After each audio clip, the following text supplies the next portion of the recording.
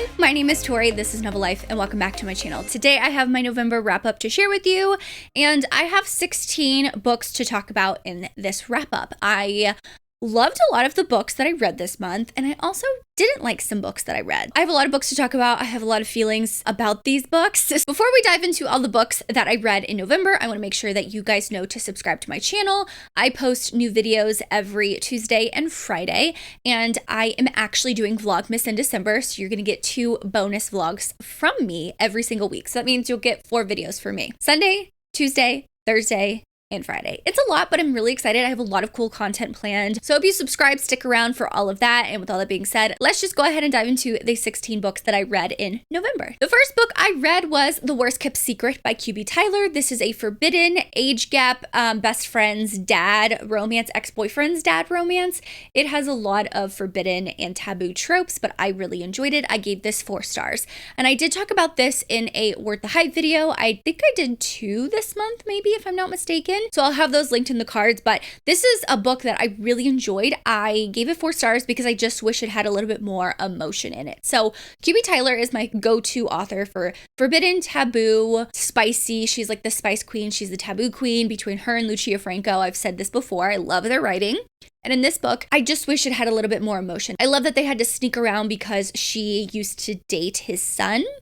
They broke up because she didn't really like him like that, and now that she's out of college, they start kind of messing around again. And I thoroughly enjoyed it. It's just I'm comparing this book to another one of her books that's my favorite, which is What Was Meant to Be. That's like a 5-star read for me. I love that book. And that one had just a little bit more emotion than this book. So it's really hard to compare the author to like another one of their books, but that's what I'm gonna do. So I did give it 4 stars. I would highly recommend this book. I did really like it if you're looking for something forbidden, taboo, spicy, all of that goodness. There's a Ferris wheel scene that top notch. It was very, very good, and I really loved it. The next book I read was The Graham Effect by Elle Kennedy. This was another book that came out that was a new release in October, and I got to it. I listened to the audiobook at the beginning of November, and I will say I did enjoy this one too. Now, did it live up to the hype? I don't really think so. I did say that in one of my Worth the Hype videos as well. I just felt like this was too long. This book is 500 pages, almost 500 pages, and I listened to the audiobook, and I think that if I was physically reading this, I wouldn't have been as invested. The audiobook was very good. The audiobook narrators brought the characters to life. It's just hard when you have second generation characters. It's like, okay, how are you going to do them different than you did in the Off-Campus series or in the Briar U series? Like, what else can you do with college new adult hockey type stuff? And I just felt like this was a solid read. It had Elle Kennedy's writing. I just thought it was a tad too long. I did like this because Gigi Graham is a female hockey player, which I've never read a romance book where we had a female hockey player. So I really enjoyed that. Obviously, she's Garrett Graham's daughter, and you get to see that our main male character, Luke Ryder, used to play in the same like circuit when they were younger. They kind of were in the same age. So now that they go to college together, they've seen each other around more, and you know, their romance was cute. Like, that's really all I have to say. It was a solid 4-star read. Like I said, I think if I wasn't listening to the audiobook, my rating would have been a little bit lower because I do think it's too long, but nonetheless, I gave it 4 stars. And I would recommend it if you are a fan of Elle Kennedy, but I don't think this is Elle Kennedy's like best work. I don't think like this would be the book I recommend if someone asked me, what should I read if I've never read Elle Kennedy before? The next book I read was Keeping 13 by Chloe Walsh. This is a reread for me. I think I've read this this was my second reread. I do have a lot of tabs and stuff in this book. I have to finish tabbing it up. I ran out of highlighters and tabs, but I am doing a read along with a couple other people here on Booktube, and I was so happy to be back with Johnny and Shannon. I read Binding 13 in October as a reread, and I started off November with this, and I love this world. I love the Boys of Tolman series that Chloe Walsh has created. I fell in love with her writing this year, and just to see the characters again in this book, I feel like so much happens in this book. A lot of people love this book more than Binding 13, but you won't have Keeping 13 unless you read Binding 13 because it's a very long story. These are thick books. They're very thick contemporary romances with a lot of triggers. Our main male character, Johnny, he's a rugby player, and him and Shannon have this whirlwind romance that's beautiful and pure and just heartwarming at the same time, where Shannon is going through a lot at home. She's being bullied. Her father is very abusive. She's trying to take care of her brothers. You know, she just has a lot going on. She's trying to get good grades in school, so she just has a lot going on. And when I tell you that their love story is just beautiful and epic, and this is why I love reading romance, I can't sing more praises than that.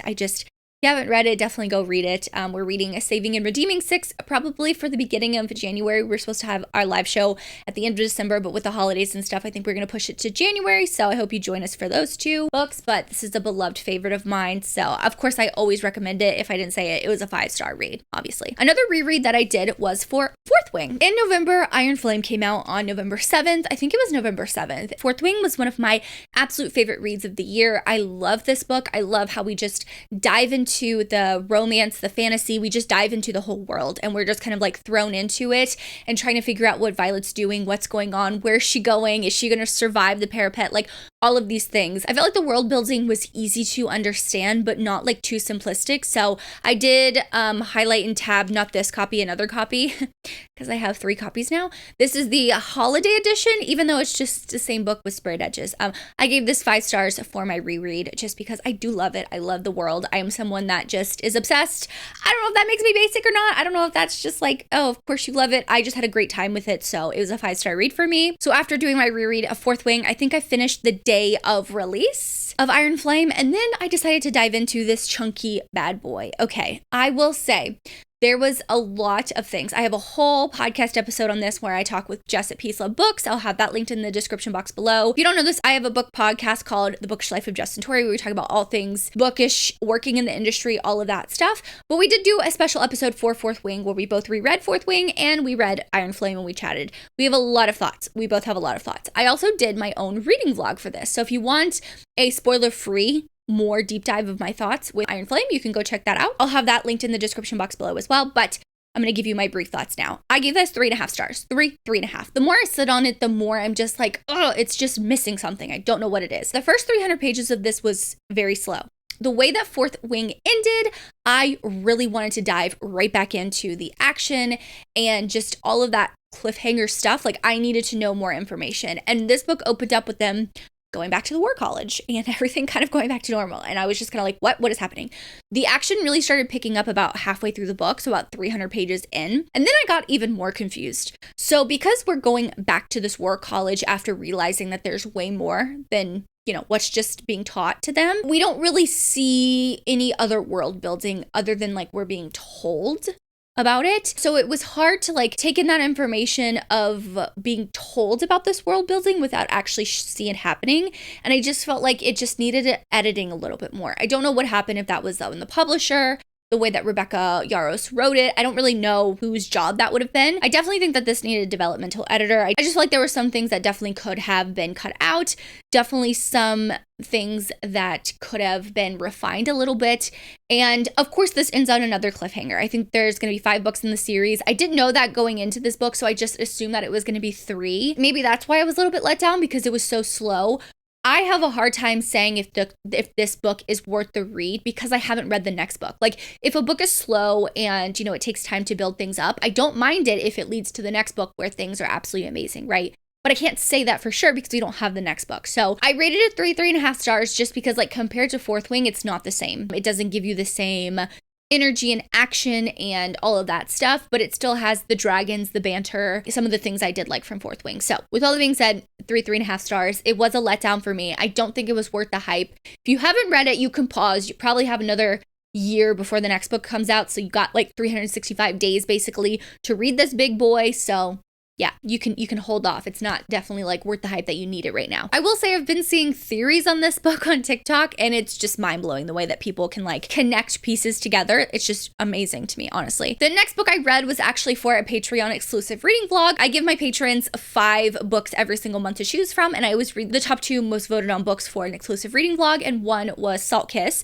You can actually join my Patreon. I have a free trial going on for 7 days if you want to try it out, and you can watch my thoughts all about this book. I think I gave it 4 stars if I'm not mistaken. I am a big fan of Sierra Simone's writing. I think that she's a very poetic and unique writer, and I don't think there's another author out there that can tell a story. I've read all of her works, I'm pretty sure, besides like a couple standalones and novellas. And I did read Salt in the Wound, which is the novella that comes before this. Now, this book, it takes place in this like weird in-between state of Salt in the Wound and the ending of this book. So in this book, it's more of an romance. So in Salt in the Wound, it was our female character Isolde's book where you see like the beginning before she's married off to Mark. And in this book, it's Mark and Tristan. Tristan is Mark's bodyguard. He's actually his uncle-in-law, if I'm not mistaken. It's like something a little taboo, but I didn't mind it at all. Basically, it just felt like it was a little rushed with their romance. Like, I don't know if they actually love each other or if Tristan is just clinging to Mark because that was the first person in his life after being out of the military that like treated him normally, I guess you could say. So I felt conflicted. It's one of those things where I don't know where she's going with this series. There's 2 more books. There's the second and the third book, and I don't know when the next book's going to come out, but I did give it 4 stars because it had all the things that I love about Sarah Simone's writing. It just was like, I don't know where it's going. Like, I feel lost. And I do know I felt like that with some previous series of hers, but I read them back to back to back. They were already released, so like I loved it. I loved the kind of like atmospheric thing that she created, but I do know this is a Tristan and Isolde retelling. We just really haven't gotten Isolde in this book yet. I mean, we get her at the end a little bit where Tristan has to go get her from, I think, Ireland, if I'm not mistaken, and bring her back to the States so her and Mark can get married. So it's this like messy thing going on at the end of this book. So I'm intrigued. I'm like, I don't know where it's going. So I don't really have any other thoughts than that. The next book I read was Love Redesigned by Lauren Asher. I really enjoyed this book. I gave it 4 stars. So this is also a chunky book. I listened to the audio, and I'll say this once again, if I wasn't listening to the audio, I felt like I would have put it down and it would have been easy to put down. I will say that Lauren Asher does know how to write with such emotions and a contemporary romance that I really love. So Final Offer, I think I gave 5 stars to that book. I loved the way that she wrote it and the way that she paced it. And this book, I felt like was a little slow at the beginning. I feel like she could have shaved off maybe 50 or 75 pages at the beginning of the mundane life of them, like being around this small town again, being around each other again, all of that stuff, because they used to be friends when they were younger. And now that she's back in town after her ex and her breakup, it was like a messy thing. She was supposed to have a TV show where she like interior designs people's houses, and that got canceled because of her ex and all this stuff like that. But Julian is someone who she's known since childhood, and he also kind of does some stuff in like engineering and stuff like that. I think it's engineering, or maybe it's architecture. I actually think it's architecture. So I really liked that they kind of worked in the same field, and they were kind of like thrown together to kind of on this project in this small town where they grew up of Lake Wisteria. So I love the billionaire aspects. There was a lot of things that I loved. I will say that this book has really great depression representation. Our female character struggles with depression, and it's very realistic. And I said this before, I think that this would have been like a basically perfect read. I think I gave it 4.5 stars, if I'm not mistaken. It would have been a perfect read if we would have got more about her depression after they got together, because it was so prevalent before about how you can have a good day and then turn around, how it can be just a horrible day after that, and there's no rhyme or reason for that. But I wanted to see that when she was with him, because not always, you know, just because you're with the love of your life doesn't mean everything's happy-go-lucky. So that would have made it a perfect read for me, but I still really enjoyed it. I love Lauren Asher. I'm a Lauren Asher stan. I'm a fan. I'm an ambassador, okay? I'm her biggest fan. I love her to pieces.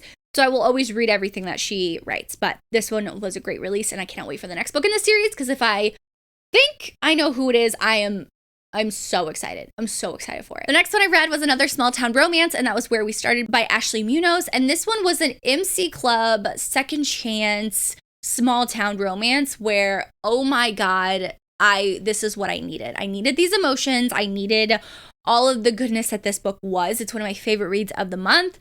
I think that Ashley Munoz is another author that I'm going to start reading more as they come out. So basically, in the small town, our female character, her dad is president of a motorcycle club, and when he passes away, she has to go back to this small town for the will reading and everything like that. And basically, her dad left her the property and the land of where the motorcycle club is on, I should say, and our main male character, and he just becomes the president. Now, you start to figure out that they've had a past. There's reasons why they broke up, and I don't want to say them because it was kind of like a shock. It was kind of like a, oh my God moment in the book that's kind of a plot twist, I will say, but they do have this childhood friends to lovers to enemies to lovers again. It was a wild journey. It was a wild ride, and I absolutely loved it. I think I gave it 4.5, 5 stars. Like, it was an almost perfect read for me. It was one of my absolute favorite. And like thinking back on it, like what would I change? I don't even know what I would change. So that's why I'm probably thinking like this is a 5-star read, and I absolutely loved it. I want everyone to read this if you haven't already. The next one I read was Stars in Your Eyes by Kaysen Callender. I've been wanting to read this. This was on my end of the year TBR, and I'm so happy I read this. I gave it 4 stars. I listened to the audiobook, and I thought the audio was beautifully produced. I loved the full cast narration. I thought it was fantastic. There was this really cool aspect with the gossip mags and AO3. So basically, this is an romance where both of our characters work in Hollywood. They're both actors. One is an up-and-coming actor, and one is one that has been around for a while, and he's always in scandals. He's always in this, always in that. This is a very heavy book. I had to put it down for a little bit just because it is very heavy in what someone is coming out to their family, what they have to deal with, the scrutiny that they have to deal with the public and all of that, and what people's perception of them are. It's very heavy. It's amazingly written. I absolutely loved it. I think that everyone needs to read this. I know Case and Calendar has another book coming out next year. It's on my 2024 most anticipated releases. I'll be doing a video on that in December, but I need more people to read it. It was beautiful. The next book I read was After the Storm by Laura Pavlov. So I wasn't going to read this book as soon as it was released, just because I haven't been caught up on the series. I have to read books 3 and 4, but I heard that since this is book 5, you can actually read them as standalone. So I bought the audio because I heard a teaser of the audio and I thought, this sounds absolutely amazing. I loved this book. It's kind of like this really interesting like enemies aspect, and the way that how do I say this? It was like childhood friends to lovers, kind of a little bit. Like they didn't really have a chance. I would say it's second chance, but it's like they kind of started to have a chance and then something happened. She comes back to town because her dad is very sick and, you know, she broke up with her ex. And so she has a lot of things going on and he has a lot of things going on. He's a single dad of this beautiful and amazing little girl that is she was such a joy to read in the book. But this is a small town. They have forced proximity. They go on like a little road trip for a second. They're forced together in one bed. The banter was amazing. The narrators, I think it's Jacob Morgan when I looked it up. He did an absolute amazing job with this book. Like the banter, the way like you would mumble under your breath. You know, some narrators just say that, but he like really puts it into it. And it made me remember why I love him as a narrator so freaking much. But I love the story. There was not a moment in this book where I was like, I'm bored. It was so good. This was another very, very good read. I narrowed it down to my top 3 and this was top 4. So I had to cut one off, but it was such a good read. I loved it so much. I just really kept the good vibes going with all of these books because I read Caution to the Wind by Gianna Darling. This was one of my best reads of the month. A little birdie in Vegas, aka Gianna Darling, told me that these were going to be dropping soon, but she didn't say a date. So I was like, I don't know. Like, I don't know when it's going to be, like, but I'll wait patiently. Like, I'm a Gianna stan. I have a whole ass shelf for her. Like, I'm a stan. I'm a fan. I'll wait patiently. So when this dropped on my Kindle, I got an arc of it. I screamed. I literally screamed, and I spent the next 4 days reading this book. And I've been waiting for Axemen in May. And I will say that I just missed Gianna Darling's writing so much. She writes kind of like Sarah Simone in this unique way that's poetic and beautiful, and it just sucks you in, and it's flowery. And I know that doesn't work for everyone, but for me it works, and I absolutely love it. I just missed her writing. Like you can only reread her book so many times before you want like something new. So this came at the perfect moment, and I'll tell you that Axemen in May's story is not what you think. May is this super strong character, and Gianna always writes super strong characters, but for some reason this just was over the top strong, but not like overly annoying. She's independent and she has a reason to be, and I loved her development, but also Axeman. There was a lot of development with Axeman, and it just sucks you in and you never want to stop reading. It's over the course of, I think, 9 years. So yes, this is a very long book, but it's very much warranted. And I heard Gianna say this, but it does make sense. She said this in a live, that this is like not next generation, but like the next phase of the Fallen Men. Like the first 7 books was all about Garrow family and, you know, Lulu and Bay and Nova, who's like a son to Zeus. So all these other characters I think that are going to come next are those side characters that we've seen, but we really didn't dive into too much. So it makes me more excited for the next books. I don't know when they're coming, but I once again will wait patiently. It's sad that I've been waiting 2 years for this book and I devoured it in 4 days, but I can always go back and reread and tab and highlight because I'm going to do that. But if you haven't read this series, go read it. If you haven't read this book, go read it. I just want everyone to read it so much because I love it so much. Like, I could talk about it forever. But I did hit a little bump in the road, but it's fine. I read Tempt Our Fate for that exclusive Patreon reading vlog. This is another book that this is the second most voted one that my patrons picked, and I gave it 3 stars. It's billionaire, small town. She owns a bakery. He buys the gallery next door to her. There's this back and forth. There's kind of a third act breakup that I found extremely annoying, which is why I gave it 3 stars. So yeah, it is what it was. That's all I have to say about this one. It was a 3-star read. It was okay. Not my favorite, but it is what it was.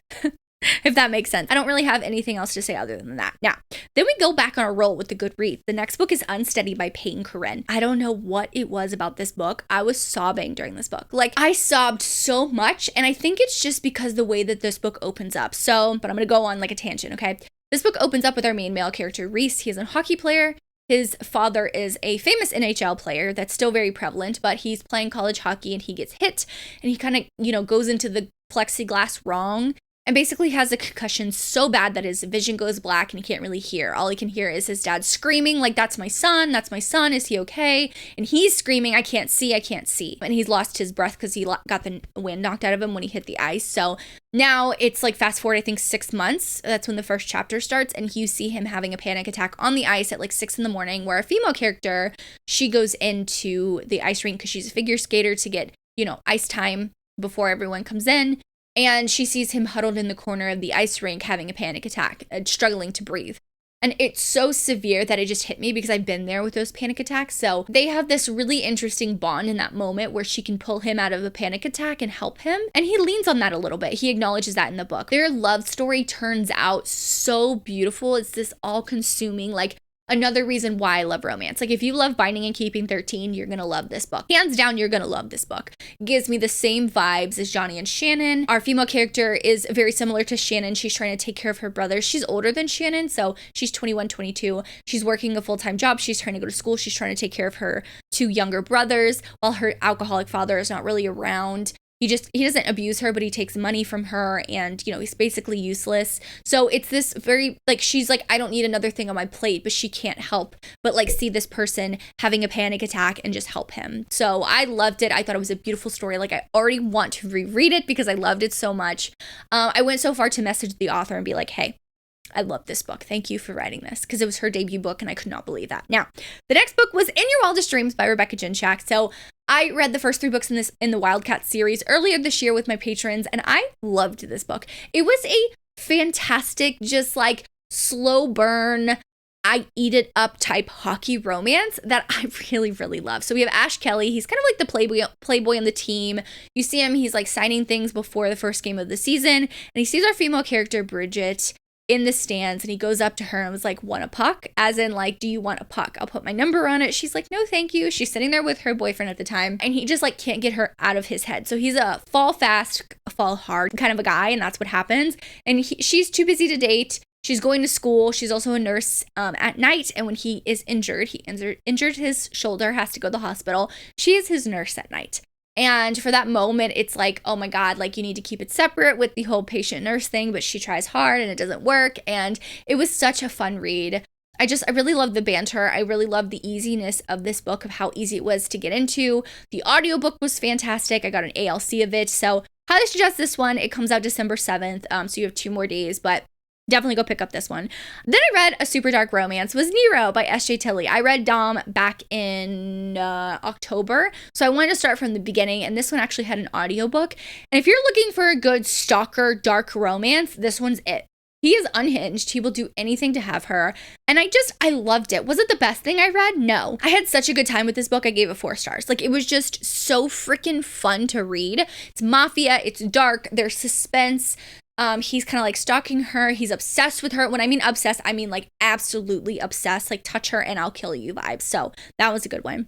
And then I ended November with a little novella called If You Give a Grump a Holiday Wish List by Ann Einerson. I really love this book. I gave it 4 stars. The novella was adorable. It was the perfect book to get me in the mood for more Christmas romances. So this one also comes out December 7th because I got an arc of it. So definitely go check it out if you haven't already. It is a boss. She has to go home for the holidays, brings him, and they fake date, and it was so good. So good. And he helps her with her little wish list. But those were all 16 books that I read in November. I really hope you enjoyed. Drop me a yellow heart emoji. I don't usually use yellow, but drop me a yellow heart emoji. Thank you so much for watching. Make sure you like and subscribe for more content from me, especially because Vlogmas is starting up and I have a lot of fun content planned. But I hope you are living novel life, and I will see you in my next one. Bye, guys.